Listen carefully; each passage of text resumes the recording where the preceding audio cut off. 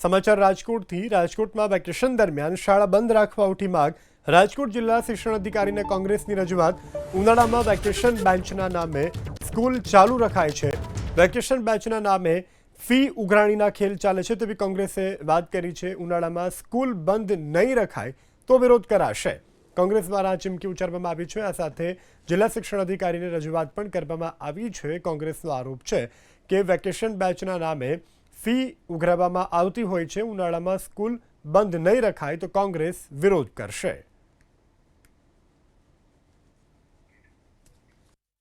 અનેક રાજકોટની ખાનગી શાળાઓ નામચીન છે અને અનેક નાની મોટી શાળાઓ છે કે વિદ્યાર્થીઓની પાસેથી વેકેશન બેચના નામે 30,000, 35,000, 38,000 એવી વેકેશન બેચના નામે ફી લઈ અને વિદ્યાર્થીઓને શાળા પર બોલાવી રહી છે. અત્યારે